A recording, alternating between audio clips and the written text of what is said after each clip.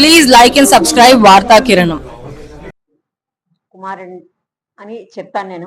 ఇవాళే కాదు, మొదటి నుంచి నన్ను ఆంటీ అని పిలిచే రాము ఇవాళకి కూడా నా కుమారుడే. అట్లాగే ఇవాళ బాధ్యత అంతా మీ అందరి మీద ఉంది. ఎవరు ఎంత పని చేసినా అక్కడి వరకు వెళ్ళటం కష్టం. నాకు తెలుసు, అది నా అనుభవాలు. నాది పొలిటికల్ జీవితం 50 సంవత్సరాలు. నాది ఎందుకు చెప్పాలంటే, ఇండిపెండెంట్గా ఒక ఎంపీ భార్య మీద గెలిచాను నేను. కానీ ప్రతిసారి నీకు ఇది ఇస్తాం అది ఇస్తాం అని చెప్పడమే తప్ప నేనుగానే తల ఎగరేసుకు తిరిగేలాగే ఉంచారు నాకు అదృష్టం. కానీ రామ్ని నేను ఎప్పుడు కూడా తట్టి చెప్తుంటాను.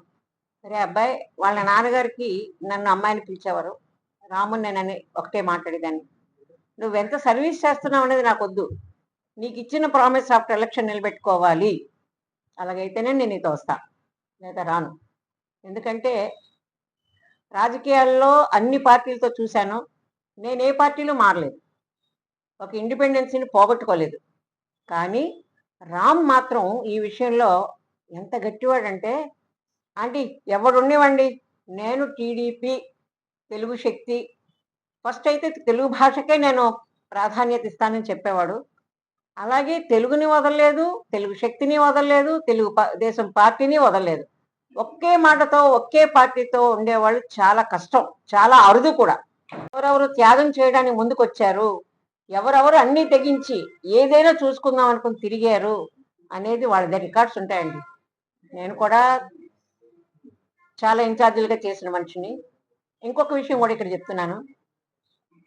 విశాఖపట్నం గురించి తెలిసి విశాఖపట్నంలో గెలిచి విశాఖపట్నంలో ఉండాలి అనుకునే వాళ్ళలో మన రాముడు ఒకడు. అందువల్ల నా రిక్వెస్ట్ రాముకు కూడా, మీకు కూడా, ఎలాగైనా నువ్వు ఎమ్మెల్సీ అవ్వాలి. ఎమ్మెల్సీ అయ్యి విశాఖపట్నంలో కావలసినటువంటి సదుపాయాలన్నిటికీ నువ్వు నిలబడగలగాలి. నిలబడి మన తెలుగు జాతికి, తెలుగు భాషకి గౌరవాన్ని తీసుకొచ్చిన ఆయన మన రాముడు కూడా. సో మీ అందరి చేతుల్లోని ఆయుధం ఉంది. నా కోరిక రాముణ్ణి ఖచ్చితంగా ఎమ్మెల్సీ సీట్లో చూడాలని ఆకాంక్షిస్తున్నాను. అదంతా మీ అందరి చేతుల్లోనే ఉంది. మీ అందరూ దయచేసి కష్టపడి ఇష్టపడి రాముడి గురించి రాసి అక్కడ వరకు చేరేలాగా ప్రయత్నం చేయండి. మీ అందరికీ రుణపడి ఉంటామని కోరుకుంటున్నాను.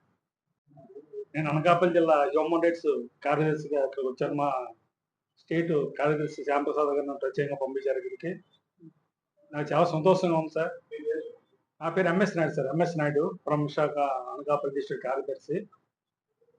నాకు ఈరోజు చాలా సంతోషంగా ఉంది. ఈ రోజు మన రామ్ గారు పక్కన కూర్చొని ఇలా మాట్లాడడం నాకు చాలా ఎంతో సంతోషంగా ఉంది. మనం ఇటువంటి వ్యక్తుల్ని మనం శాసనం మనలోకి పంపిస్తే ఎంతో ఆనందంగా ఉంటుంది. ఇటువంటి యూత్ని మనం ప్రపోజ్ చేసి మీ మీడియా ద్వారా, అన్నిటికీ మూలం మీడియా ఎంత ఫోకస్ చేస్తే అందులో మ్యాక్సిమం 60%, 70% ఎక్కడికో వెళ్ళిపోవచ్చు. మీరు అందరూ రామ్ గారిని దృష్టిలో పెట్టుకొని, ఆయన యొక్క యాక్టివిటీస్ దృష్టిలో పెట్టుకొని, మనం అందరం కూడా ఒక పోస్ట్ కార్డు మనం అన్ని తయారు చేసుకొని మన చంద్రబాబు నాయుడు గారికి వెళ్ళేలాగా, లోకేష్ గారికి వెళ్ళేలాగా, మన విశాఖ వాసిగా మనం ఈయన్ని పైకి తీసుకొచ్చి ఈయన ఎమ్మెల్సీ స్థానంలో కూర్చోబెట్టడం కోరుతున్నాం. నా పేరు లాడి కిషోర్ కుమార్, రాష్ట్ర కలింగ కామిటీ సంక్షేమ సేవా సంఘం అధ్యక్షుడిని.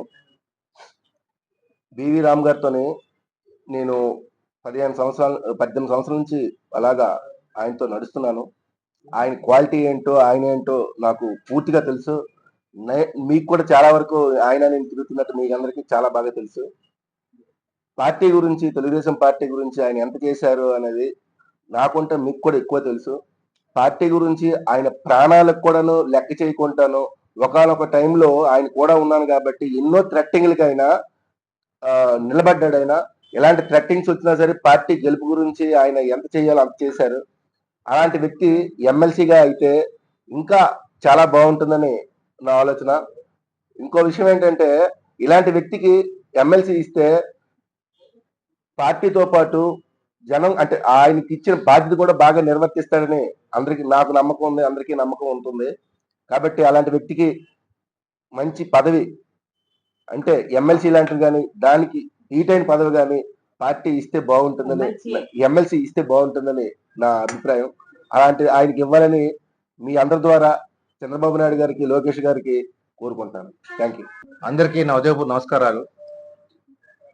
నిన్నే సాయంకాలం టీడీపీ అధినేత రాష్ట్ర సమాధానం కావడం జరిగింది. నాకు ఎమ్మెల్సీ కేటాయించుమెంట్ కోవడం జరిగింది. ఎందుకంటే నాడు జగన్ పాలనలో ప్రజల్ని ఎంత భయభ్రాంతులు గురి చేశారో అందరికీ తెలుసు. ఈవెన్ టీడీపీ నాయకులు కూడా బయటికి రానియకుండా కట్టడి చేసి చంద్రబాబు అరెస్ట్ అయిన టైంలో కూడా నాయకుల్ని ఇంట్లోని నిర్బంధించిన పోలీసులు అయినా సరే ఇవన్నీ ఛేదించుకుని ఢిల్లీ దాకా వెళ్ళి హ్యూమన్ రైట్స్ కౌన్సిల్లో ఫిర్యాదు చేయటం, రాష్ట్రంలో ఫిర్యాదు చేయటం, ఎన్నో సాహసం చేశారు. జగన్మోహన్ రెడ్డి నవరత్నాలు తీసుకొస్తే ప్రజలు మోసం చేస్తుంటే నవ పాటలతో ప్రజలు చైతన్యం తీసుకొచ్చారు. ఈరోజు ఎందుకంటే నేను 2014లో టీడీపీ పార్టీలో చేయడం జరిగింది. కానీ చాలా మందికి నేను తెలుగు శక్తిగా పరిచయం తప్ప నేను ఈ రోజు వరకు నేను తెలుగుదేశం పార్టీ నాయకుడు ఎప్పుడు మాట్లాడలేదు. ఎందుకంటే నాయకుడు అనేది మనకి పదవి వేస్తే నాయకుడు అని చెప్పుకోవాలి. చేరినంత మాత్రాన నాయకులు అయిపోరు, సభ్యులకు మాత్రమే ఉంటారు.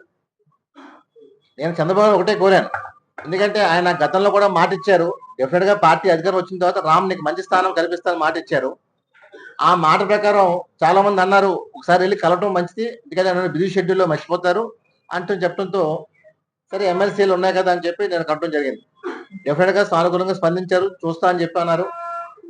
ఎందుకంటే నేను ఎప్పుడు చంద్రబాబు గారు ఏదైతే చెప్పారో అదే పాటించాను తప్ప 3 రాజధానుల విషయంలో జగన్మోహన్ రెడ్డి అంటే చంద్రబాబు గారు ఏకైక రాజధాని అమరావతి అన్నారు. ఆయన స్టాండ్ నా స్టాండ్ తీసుకుని యుద్ధం చేశాను తప్ప ఎప్పుడు 3 రాజధానులు అనలే.